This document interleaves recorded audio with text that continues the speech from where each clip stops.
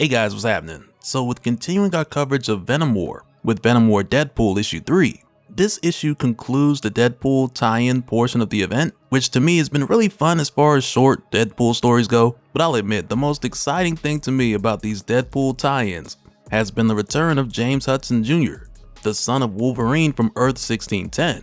And in this one, we get a bit of a look at where things are going for him, at least for the near future, and I can't wait to hear you guys' thoughts about it down in the comments. So with that said, if you're enjoying these videos, be sure to drop a like, subscribe if you're new to the channel, and don't forget to hit that bell up top to get all notifications. Alright, so coming back for Venom War Deadpool, this brings us back into the zombiote chaos for a little while, because where we left off, the zombiotes were taking over humans and monsters alike. And to make it worse, the recently returned James Hudson Jr., he just went off the rails and started attacking both, nearly killing Princess in the process, who's like Deadpool's pet symbiote that's also a clone of Carnage. So to save Princess, they bonded and became Princess Deadpool. So now with James Hudson Jr. going off the rails, Deadpool tells Andy to handle the zombiotes while he goes after James. And it makes for a funny moment when he does this, cause he asks him, "Didn't you ever watch John Wick in your universe? Because old Princess Deadpool's about to rage Keanu style all over you."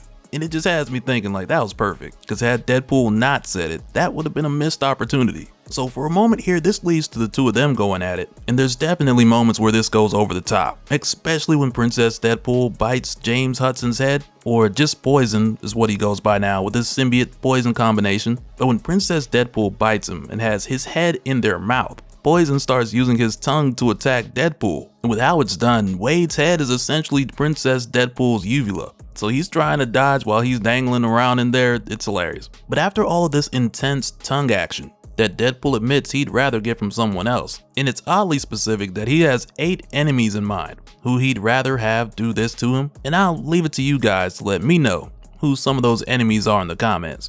But it's not too long into this matchup where we find out that this is just taking too long. Because before, when Deadpool told Andy to handle the zombiotes while he handles Poison, on Deadpool's end, or Princess Deadpool's end, they're holding up. But in the case of Andy and the others, the number of people and monsters who are being turned into zombiotes, it's outweighing the number she can take care of with her anti-venom. So she tells Deadpool like, hey, we need you to get this under control before the rest of us are just completely overwhelmed. So what Deadpool ends up doing is he grabs Poison and he tells him that he can more or less take out his anger and his rage on him, which is something Deadpool and his symbiote can take due to his insane healing factor. And as it turns out, this allows Poison to get a moment of clarity and realize what he's doing. So essentially what happened here is Deadpool became Poison's punching bag or stress ball, so that James could let out all that berserker rage on him instead of targeting the other monsters in addition to the zombiotes, which in the here and now is definitely a temporary solution. Because with everything Jimmy's dealing with, after being pulled from Earth 1610 to Earth 616, being bonded with the symbiote and then the poison, this latest transformation has filled his mind with so many different memories that he's a complete mess, even on what's considered to be a normal day. So on a day like this that's far from normal, if you take someone like Jimmy with all of his issues and you stack berserker rage on top of it, you practically have a killing machine that doesn't know whose side he's on. And in Deadpool's case, he couldn't stop that. So instead, he just gave him an outlet, which now brings Poison back in line to fight alongside the monsters against the zombiotes, rather than just being out of control and killing both. But now that everybody's on the same page, a conversation stirs up here.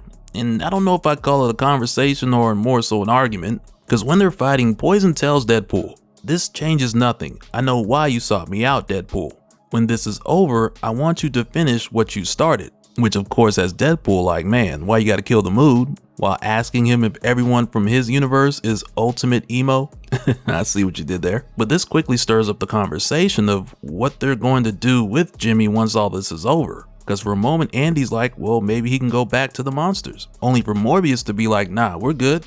We don't want him back. And with Morbius saying that, now it's like, okay, well, if James can't go back to the monster metropolis, then that just kind of leaves us with the other option of Deadpool quote unquote finishing what he started, which like we saw in Venom War Deadpool issue 1, this has been set up to sound like it's referring to Jimmy's death wish, but there's a lot more to it and we'll find out what exactly that is in a moment. But in the here and now, it's just set up to sound a lot more grim than what it actually is. But now that the fight has settled down for a moment, Frank, Morbius, and some of the other monsters, they focus on getting the innocent people off of the street, and during this time we also find that Deadpool and Princess are no longer bonded, since his OP healing factors allowed Princess to recover. But back over with Jimmy, it's here where he lets them know that he doesn't feel like they're completely out of the woods, because he can still feel the rage churning inside of him, and he's not sure how much longer he can hold it back. So Deadpool's just like, maybe we should just get this done. Which of course has Andy thinking about the darker solution that was implied earlier, but then it's here where seemingly out of nowhere,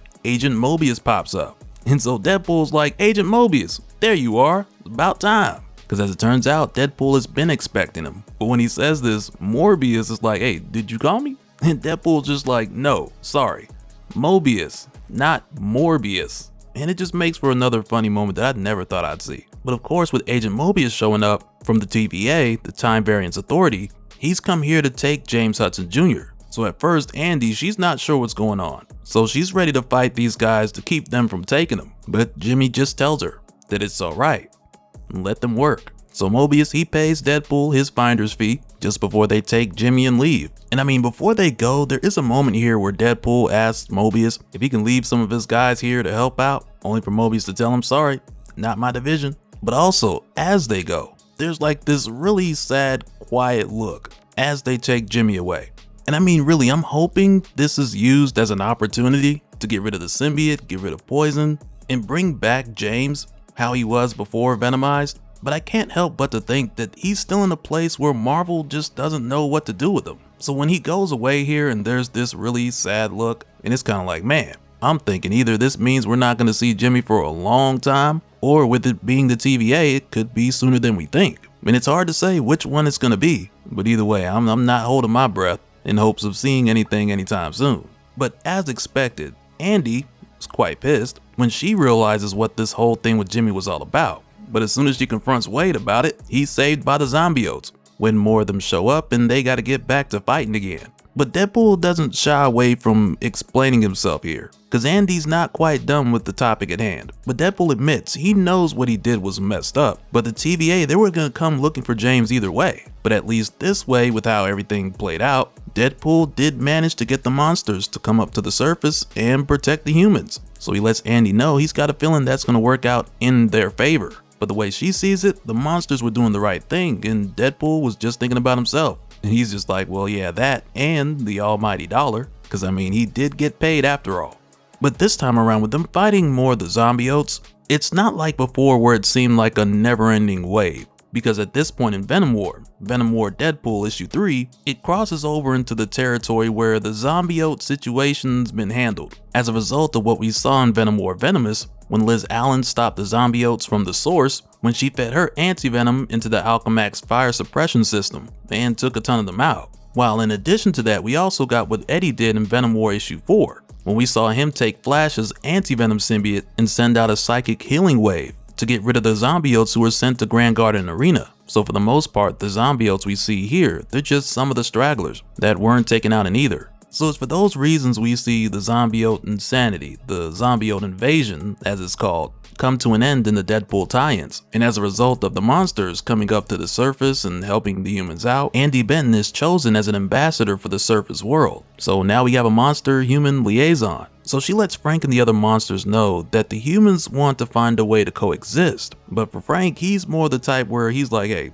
because of his experience, he'll believe that when he sees it. And I mean, those are heavy words coming from Frankenstein's monster, because he's been around long enough to know how much humanity hates monsters. But aside from this, Deadpool, he more or less understands that he's on Andy's crap list, as well as the monsters from Monster Metropolis, but he's more or less like, okay, whatever, who needs them? Princess is healed up and the deposit just hit, so he's good.